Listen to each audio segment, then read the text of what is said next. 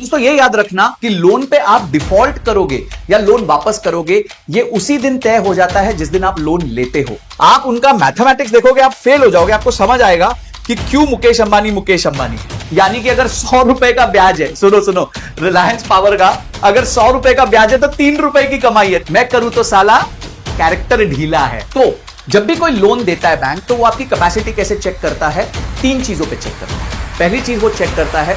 नमस्कार दोस्तों, मैं Sanjay Kathuria, founder profits first. आज वापस आया हूं आपके साथ। मेरी रिलायंस वाली वीडियो जिसमें मैंने रिलायंस की बहुत चीरफाड़ करी थी, सारी डिटेल्ड एनालिसिस करी थी, उसमें मैंने आप लोग के साथ बहुत एंगेजमेंट करी और आप लोग ने इतना प्रेम दिखाया कि पहली बात, उसमें एक भी नेगेटिव कमेंट नहीं है। वैसे मैं नेगेटिव कमेंट से परहेज नहीं करता, लास्ट वीडियो में भी मैंने अपने नेगेटिव कमेंट्स दिखाए थे, पर इस बार है ही नहीं। बहुत अच्छा लगा, thank you so much. Positive comments बहुत सारे आए थे, बहुत सारे लाइक्स और शेयर्स हुए उस वीडियो के, बहुत जल्दी उसको व्यूज मिले हैं, बहुत लंबे समय तक वो वीडियो देखी गई है। तो कुछ अच्छे कमेंट्स आपके साथ शेयर करता हूं। पहला ही कमेंट जो आया था वो आया था कि अभी मैं आपकी वीडियो देख रहा था सागर सर के साथ, जो मेरी सागर सर के साथ एक वीडियो आई थी, उस पे मैंने फिर उसके बाद आपकी वीडियो को सब्सक्राइब किया।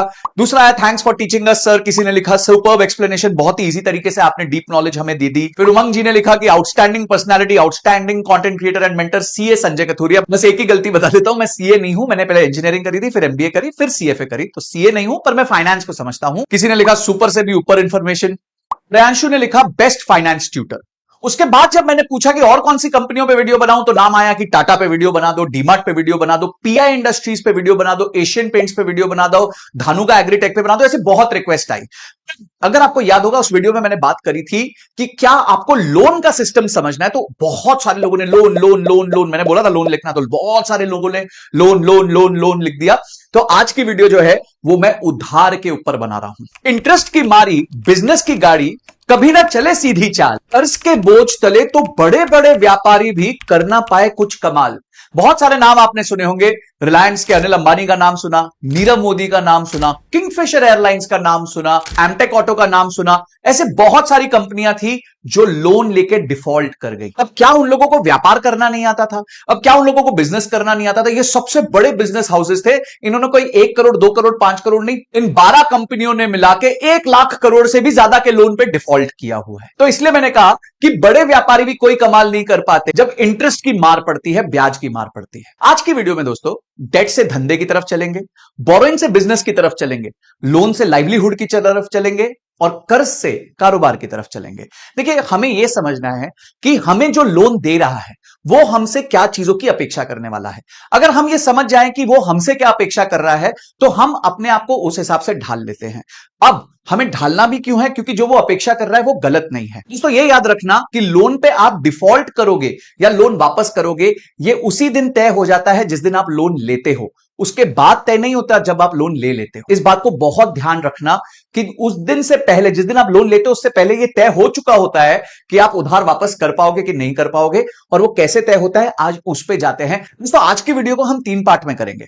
पहला पार्ट हम करेंगे एक केस स्टडी के साथ, शुरुआत करेंगे कि सुभिक्षा करके एक रिटेल चेन था जो बहुत साल चला पर वो डूब गया 2008 में। कैसे डूबा? वो उधार की वजह से डूबा, आज आपको समझाऊंगा। दूसरे पार्ट में हम देखेंगे कि जब एक बैंकर, आप अगर इंडिविजुअल हो या फिर अगर आप किसी भी प्रकार के कंपनी हो, तो वो क्या 4 चीजें देखता है जिसके बेसिस पे वो आपको उधार देता है, ये हम देखेंगे। तो उन चीजों पे आप वर्क कर सकते हो। और तीसरा, कुछ बहुत अच्छे एग्जांपल्स लेंगे कंपनीज के जिन पे उधार बहुत ज्यादा है पर उनकी क्षमता बहुत है उधार चुकाने की। तो हम इन तीनों चीजों के साथ आज स्टार्ट करते हैं। पूरी वीडियो में मेरे साथ बने रहना, एंड तक बने रहना। इस वीडियो के बाद आपको लोन लेना, लोन संभालना और लोन वापस करना बहुत आसानी से आ जाएगा। दोस्तों के साथ शेयर करना। दोस्तों मेहनत बहुत लगती है, तो आप इस चैनल को सब्सक्राइब कीजिए, दोस्तों के साथ वीडियो को शेयर कीजिए। तो अभी शुरुआत करते हैं सबसे पहले सुभिक्षा की केस स्टडी के साथ। एक कंपनी थी रिटेल की जिसका नाम था सुभिक्षा। इनके 1600 रिटेल आउटलेट्स थे। इनके 1600 रिटेल आउटलेट्स थे। यह अचानक से कंपनी 2008 में बर्बाद हो गई, खत्म हो गई। उसके बाद उन पे बहुत सारे केसेस हुए। यह भी हुआ कि जो उसके ओनर हैं वो एक बार को जेल चले जाएंगे, वहां तक खबर आ गई थी। और जो ओनर थे वो आईआईटी और आईआईएम से पढ़े थे। तो अभी समझते हैं कि उन्होंने क्या ऐसी गलती करी जिससे उनका पूरा बिजनेस बर्बाद हो गया। दोस्तों देखो, जब एक बिजनेस चलता है तो उसकी एक बैलेंस शीट बनती है। मैं थोड़ा बैलेंस शीट को आपको इजी तरीके से समझाऊंगा। ये 4 खाने होते हैं बैलेंस शीट के। ये सबसे पहला खाना होता है जहां पे फिक्स्ड एसेट्स होते हैं। फिक्स्ड एसेट्स का मतलब हो गया जो आपकी प्लांट, प्रॉपर्टी और इक्विपमेंट, ये सारी चीजें। फिक्स्ड एसेट वो एसेट होते हैं जो लंबे समय तक आपको फायदा देते। जैसे अगर आपने कोई मशीन खरीद ली तो वो मशीन आपको लंबे समय तक फायदा देगी, इसलिए वो आपका फिक्स्ड एसेट बन जाता है। अब इसमें क्या होता है, इसको फंड करने के लिए या तो आप अपनी जेब से पैसा लगाते हो या आप बैंकों से लंबे समय का उधार लेते हो। आप बैंक से 5 साल का, 7 साल का ऐसे उधार लेते हो और वो सारा उधार इस सेकेंड क्वाड्रेंट में आता है, जिसको हम लॉन्ग टर्म लायबिलिटीज कहते हैं। लॉन्ग टर्म लाइबिलिटीज, जैसे आपको नाम दिख रहा है, लॉन्ग टर्म यानी कि लंबे समय की लाइबिलिटीज होती हैं। इसमें आपका खुद का पैसा होता है, क्योंकि आपको खुद को पैसा वापस करना नहीं होता, ना उस पर ब्याज लगता है। और एक बैंकों का पैसा होता है जो बहुत समय के लिए आप ले सकते हो, 4 साल के लिए, 5 साल के लिए, 7 साल के लिए ले सकते हो। तो जितने भी फिक्स्ड एसेट्स होते हैं वो हम लॉन्ग टर्म लाइबिलिटी से फंड करते हैं। समझे, आपने 1 करोड़ की मशीन ली तो 1 करोड़ की मशीन में 25 लाख आप खुद के डालते हो और 75 लाख आप जो है वो बैंक से उधार ले लेते हो। तो बैंक भी सेफ रहता है, भाई 25 लाख इस आदमी ने खुद के डाले हुए हैं, मैं 75 लाख रुपए दे रहा हूं, ये 75 लाख आपको 5 से 6 साल में ब्याज के समेत वापस करना है। अब आते हैं ये वाला क्वाड्रेंट, ये जो है ना इस दुनिया का सबसे डेंजरस क्वाड्रेंट है, इसको कहते हैं करंट लाइबिलिटीज। इस क्वाड्रेंट की वजह से ना बहुत बहुत बिजनेसेस खत्म हो जाते हैं और सुभिक्षा का खत्म होने का कारण भी ये था। करंट लायबिलिटीज क्या होता है, जब आप सप्लायर से उधार लेते हैं, सप्लायर से लोन लेते हैं, जब आप बैंक से ओडी लेते हैं जो आपको 1 साल के अंदर वापस करनी है, आपने किसी प्रकार का पेमेंट्स किया नहीं है, समझे आपने एम्प्लॉइज को पेमेंट नहीं किया है, ठीक है, तो वो यहां आ जाता है। आपने कस्टमर से एडवांस ले लिया है, ठीक है, तो आपने जो कस्टमर था उससे एडवांस ले लिया कि भाई मैं पहले पैसे ले लेता हूं, तेरे को सर्विस या प्रोडक्ट बाद में दे दूंगा, तो वो सारी चीजें यहां आ जाती है। देखिए मैंने क्या समझाया आपको कि अगर आप कोई लॉन्ग टर्म असेट ले रहे हो, फिक्स्ड असेट ले रहे हो, तो उसकी फंडिंग कहां से होनी चाहिए, लॉन्ग टर्म लायबिलिटी से होनी चाहिए। अगर यही फंडिंग, यही 1 करोड़ रुपए जो सुभिक्षा को चाहिए थे, वो अगर करंट लायबिलिटीज से दे दे तो क्या होगा। ये मौत हो गई थी सुभिक्षा के साथ। सुभिक्षा ने क्या किया, जो करंट लायबिलिटीज थी, यानी जो सप्लायर का पैसा उनको 3 महीने में देना था, जो इंप्लॉइज का पैसा देना था, जो बैंक का पैसा वापस करना था, जो कस्टमर से एडवांस लेके उसको माल देना था, वो सारा पैसा उन्होंने यूज कर लिया फिक्स्ड एसेट खरीदने के लिए। क्या हुआ, उनको पैसे तो वापस करने हैं, सप्लायर को 3 महीने में पैसे वापस करने हैं। अब फिक्स्ड एसेट क्या किया, उन्होंने लैंड ले ली, वो भी 2007 में। आपको याद होगा या नहीं होगा, 2007 में सबसे अच्छा टाइम था जमीनें खरीदने का, रियल एस्टेट के प्राइसेस बहुत तेजी से जा रहे थे। फिर अचानक से 2008 में मैसिव क्रैश हुआ और उस क्रैश में ये सारी जमीनें फंस गई। ये जमीन बेच नहीं पाए, इनको यहां पे उधार देना था, कंपनी डूब गई। जी हां, कंपनी डूब गई। क्यों डूब गई, क्योंकि उन्होंने करंट लायबिलिटीज से फिक्स्ड एसेट्स को फाइनेंस किया। उन्होंने करंट लायबिलिटी से फिक्स्ड एसेट्स को फाइनेंस किया, तो पूरी कंपनी जो है वो खत्म हो गई। छोटी मोटी कंपनी नहीं थी, 1997 से चालू हो गई थी और 1600 स्टोर्स थे उसके, सारे स्टोर्स एक झटके में बंद, गेम ओवर, सारे एम्प्लॉइज का जॉब खत्म। ये केस स्टडी थी कि उन्होंने किस तरीके से शॉर्ट टर्म उधार लेके लॉन्ग टर्म एसेट खरीदा और पूरे बिजनेस को खत्म कर दिया, निस्तो नाबूद कर दिया। तो अब कमेंट सेक्शन में लिखिए कि क्या सुभिक्षा ने ठीक किया, यस या नो। और अगर आप एक बिजनेस चला रहे हैं तो कभी भी आप शॉर्ट टर्म पैसा लेके लॉन्ग टर्म इन्वेस्टमेंट नहीं करेंगे। काफी लोग क्या करते हैं, अपने दोस्त को बोलते हैं अरे सुन ना, मेरे को 6 महीने के लिए पैसा दे दे, मेरे को अपना लोन चुकाना है। अरे तुम 6 महीने के लिए पैसा ले रहे हो और अपना लॉन्ग टर्म लोन कैसे चुका सकते हो, आपको कमाई करके अपना लॉन्ग टर्म लोन चुकाना है। तो ये जो सबसे बड़ी गलती करी सुभिक्षा ने कि करंट लायबिलिटीज से उन्होंने फिक्स्ड एसेट ले लिया, उस वजह से पूरा बिजनेस खत्म हो गया। तो अगर अभी तक आपको समझ आ गया है कि सुभिक्षा ने क्या किया था और क्यों खत्म हुआ, तो कमेंट सेक्शन में यस लिखना। अब हम आते हैं वीडियो के सेकंड पार्ट पे। सेकंड पार्ट में मैंने आपको क्या बोला था कि अगर एक बैंक है वो आपको लोन दे रहा है तो वो क्या 4 चीजें देखेगा जिसके बेसिस पे वो आपको लोन देगा। वो 4 चीजें जो है वो चारों चीजें सी से चालू होती है, इसलिए हम उसे 4C ऑफ क्रेडिट कहते हैं। क्रेडिट मतलब लोन देना। बहुत आराम से, बहुत ध्यान से देखिएगा, हो सके तो पेपर पेन भी ले लो, बैठ जाओ, क्योंकि इससे आपकी जिंदगी का आगे का रुख तय होने वाला है। याद रखना, जब आपका बैंक बैलेंस 0 हो जाता है ना, तो स्ट्रेस लेवल हीरो हो जाता है। तो एटलीस्ट ये चीज अगर आपको पता होगी, इंफॉर्मेशन और नॉलेज होगी, तो आपका बैंक बैलेंस 0 नहीं होगा, स्ट्रेस लेवल हीरो नहीं होगा। तो आइए 4 सीज क्या है। सबसे पहला सी है आपका कैरेक्टर। मैं करूं तो साला कैरेक्टर ढीला है। देखिए जब भी कोई लेंडर आपको पैसा देता है, जो आप इंस्टीट्यूशन हो गया, बैंक हो गया, वो आपका कैरेक्टर देखता है। आपका दोस्त भी आपको पैसा देखता है ना, वो आपको कैरेक्टर देखता है। वो दूसरे दोस्तों से पूछता है अरे यार वो रमेश ने तेरे से पैसे लिए थे, वापस कर दिए क्या, हाँ अच्छा लड़का है, उसने तो पैसे वापस कर दिए। अगर यही बात वो बोलते नहीं नहीं यार वो बेकार आदमी है, सारा एक बार पैसा लेता है उसके बाद फोन ही नहीं उठाता, उसके बाद रिस्पॉन्ड ही नहीं करता। मैंने भी ऐसे बहुत लोगों को पैसा दिया जिन्होंने बाद में फोन रिस्पॉन्ड करना ही बंद कर दिया। तो आप उनके साथ आगे काम करोगे क्या? आपको उनका कैरेक्टर का पता चल गया है। तो इसी तरह बैंक आपका कैरेक्टर देखता है। देखिए, जब आपके घर में किसी की शादी होती है, समझे किसी आपके लड़के की शादी हो रही है, आपके यहां किसी बेटे की शादी हो रही है, आप किसी लड़की को देखने गए हैं, तो उस टाइम पे भी आप कैरेक्टर चेक करते हैं कि लड़की का कैरेक्टर कैसा है। इसी तरह लड़की भी लड़के का कैरेक्टर चेक करती है कि भाई लड़का ठीक है कि नहीं है, अगर एक दूसरे को जानते नहीं है। तो सबसे पहले जब बैंक भी आपको उधार देता है, क्योंकि वो आपको पैसा दे रहा है, तो वो आपका कैरेक्टर चेक करता है। वो कैरेक्टर कैसे चेक करता है? जिस तरीके से आप कैरेक्टर चेक करते हैं लड़की वाले के आस पड़ोस से या लड़के वाले के आस पड़ोस से, उसी तरह बैंक कैरेक्टर चेक करता है आपके आस पड़ोस से, यानी आपके सप्लायर से, आपके कस्टमर से। अगर आप सप्लायर का पैसा टाइम पे नहीं देते, अगर आप कस्टमर से पैसा लेके उसकी सर्विस टाइम पे रेंडर नहीं करते, तो बैंक को समझ आ जाता है कि ये आदमी तो नियत का ही खोटा है, ये चाहता ही नहीं है बिजनेस करना, ये तो बस पैसे लूटना चाहता है लोगों के। काफी लोग होंगे जो इस तरीके से लोग पैसा लूट लेते हैं। ऐसी कोई कंपनी को अगर आप भी जानते हो तो कमेंट सेक्शन में लिख देना। तो कैरेक्टर जो है वो सबसे इंपॉर्टेंट है। जो चेक पहली चीज चेक होती है किसी भी बोरोवर की, तो उसका कैरेक्टर हमने चेक कर लिया, तो कैरेक्टर के ऊपर मार्क्स होते हैं। सेकेंड सी जो होता है वो होता है कैपेसिटी। दोस्तों देखो, कैपेसिटी जो है ना, वो बड़ी सिंपल तरीके से मैं आपको समझाता हूं।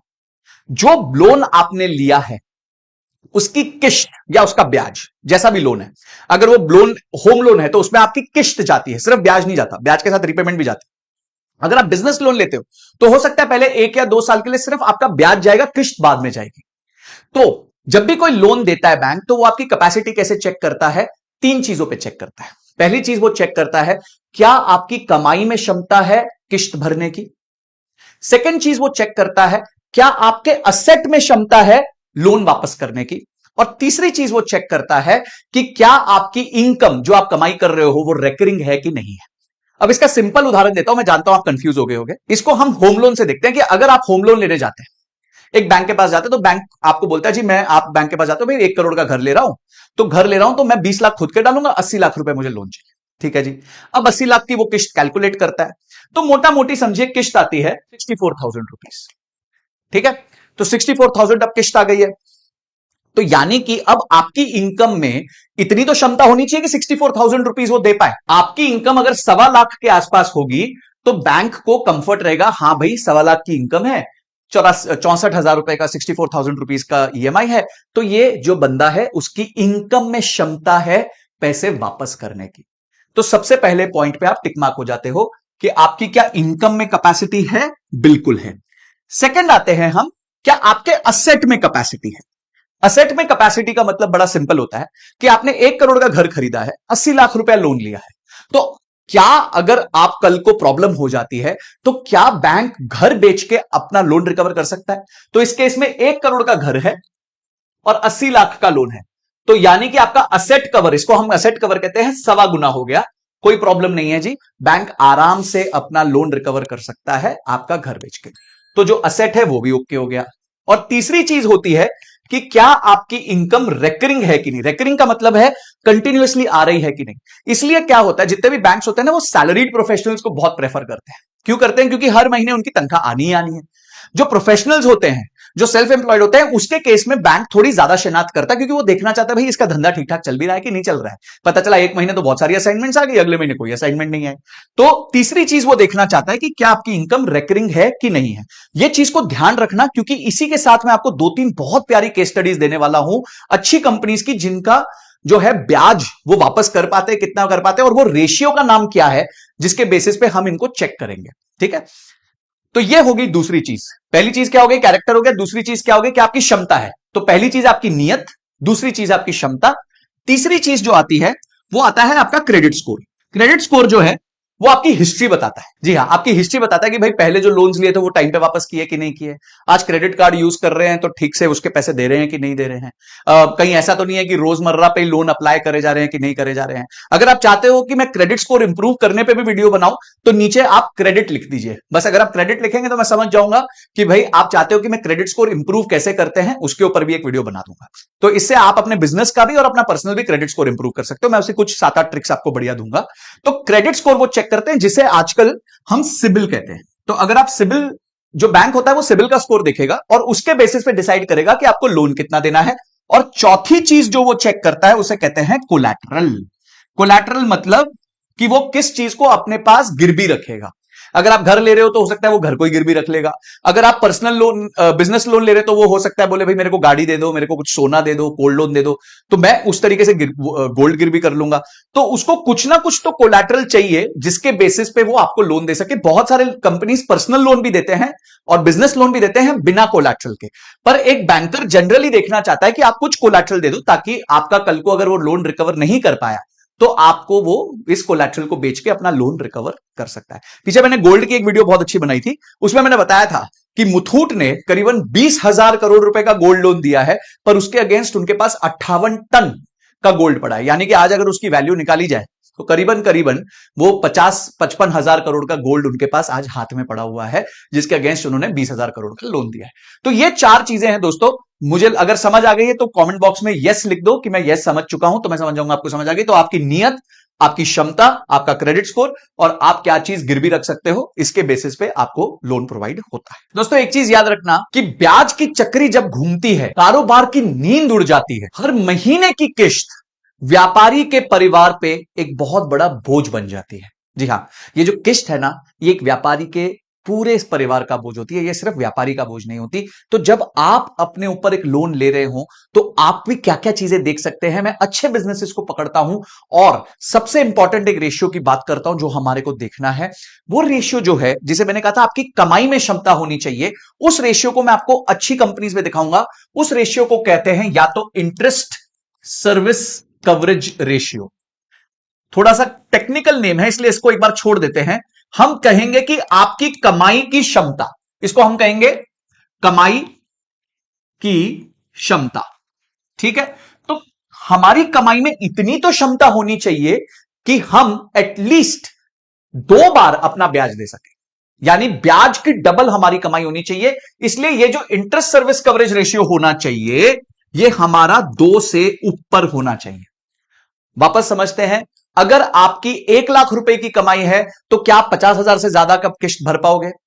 तो हमारे को 2 बार, यानी कि 50,000 की अगर हमारी किश्त और 1 लाख की कमाई है, यानी हम इस कमाई में से 2 बार हमारा किश्त और ब्याज भर सकते हैं। तो इसे हम कहते हैं इंटरेस्ट सर्विस कवरेज रेशियो। आइए हम बड़ी कंपनीज में देखते हैं जो इनका मार्केट कैपिटलाइजेशन जो है वो 1 लाख, 1 2 3 4 5, ये अपने आप करोड़ समझ जाता है।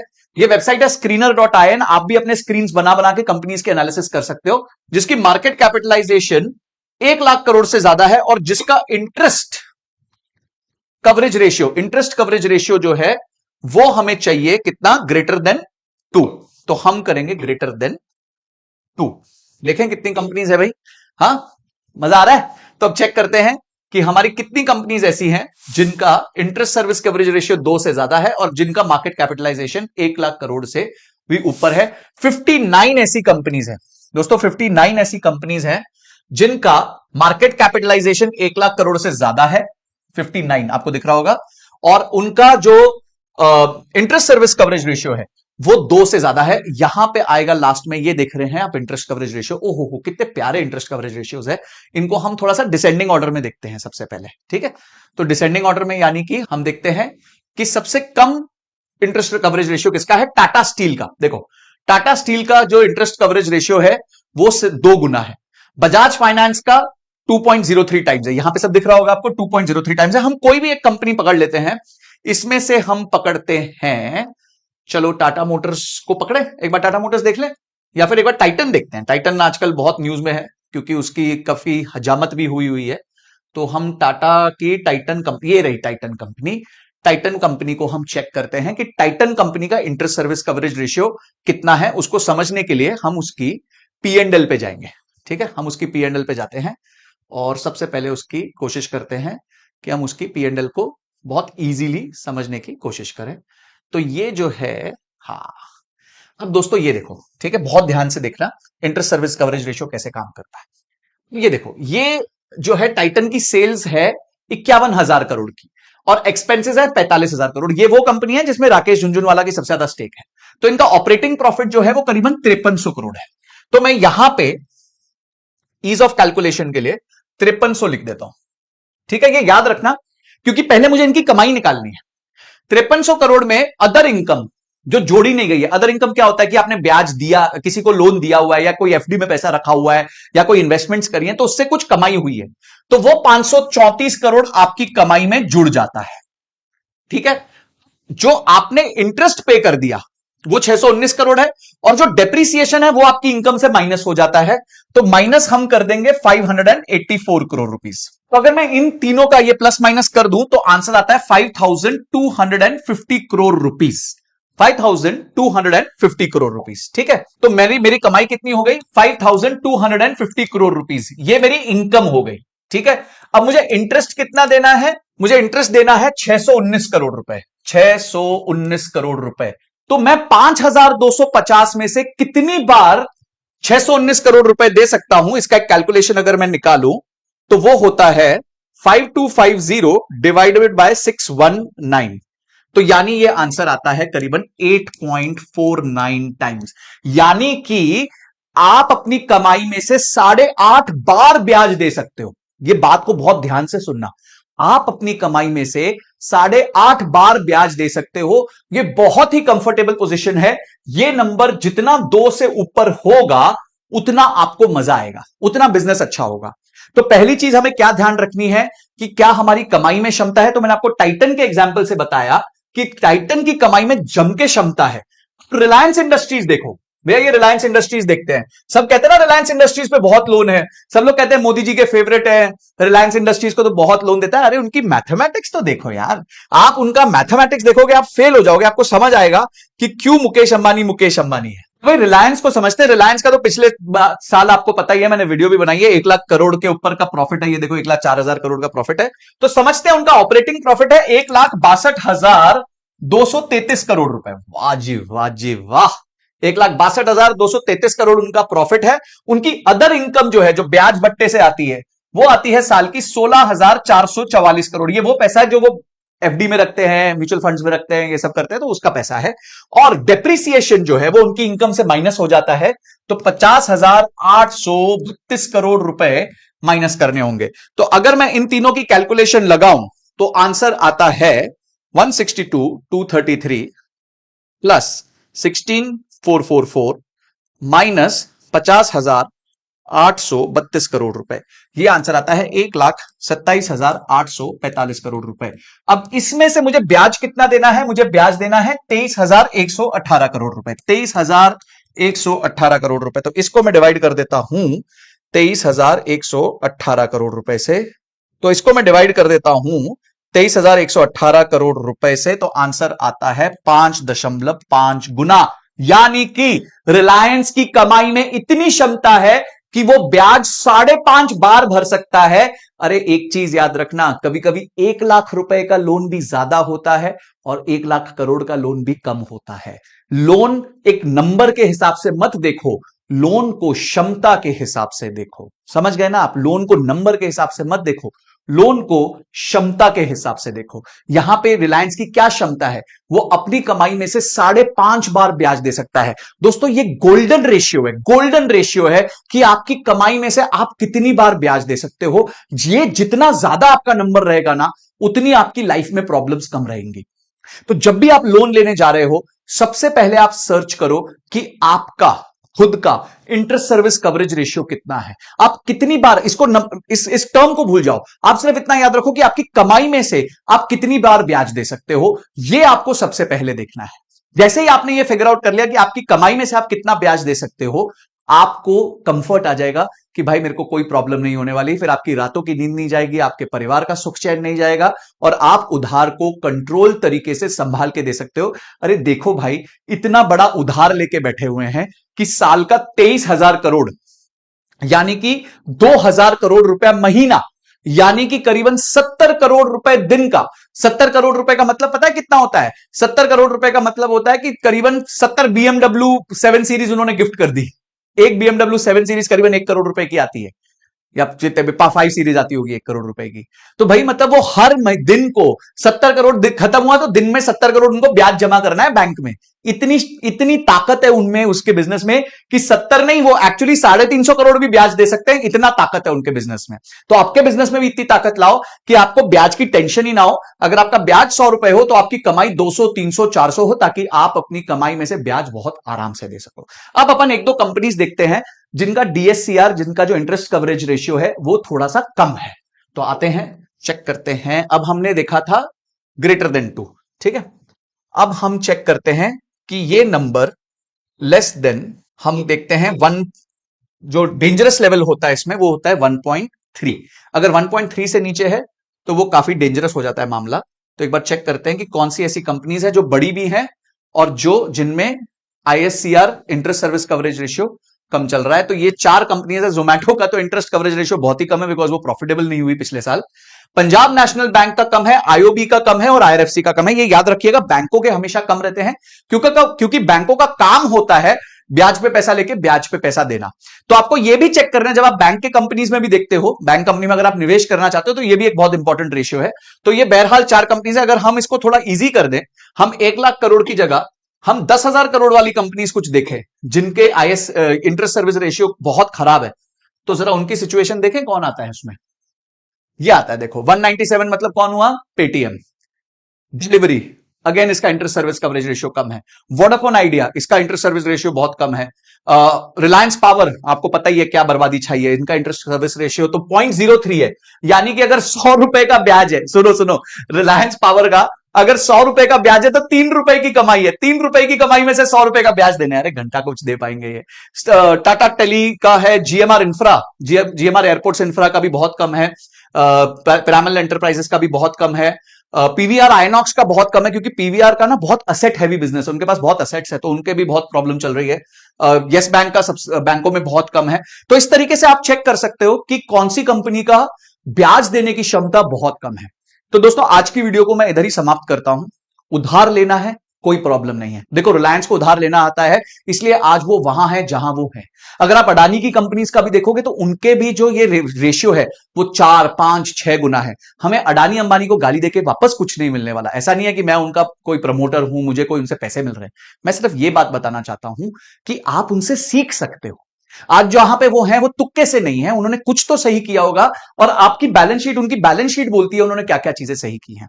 टाइटन का भी मैंने एग्जांपल दिया, जो टाटा की कंपनी है, उसके बारे में भी मैंने बताया कि किस तरीके से वो अपने इंटरेस्ट सर्विस कवरेज रेशियो को मेंटेन करते हैं।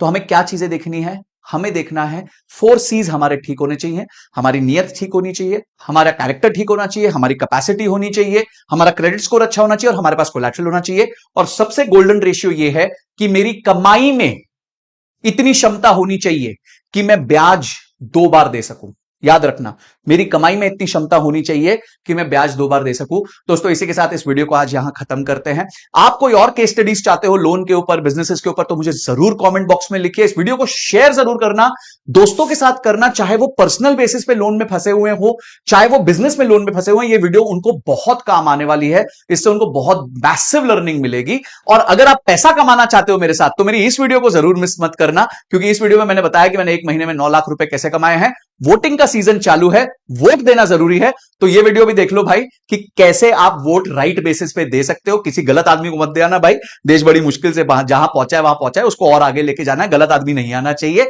तो इसी के साथ इस वीडियो को समाप्त करता हूं। Thank you so much. जय हिंद, जय भारत।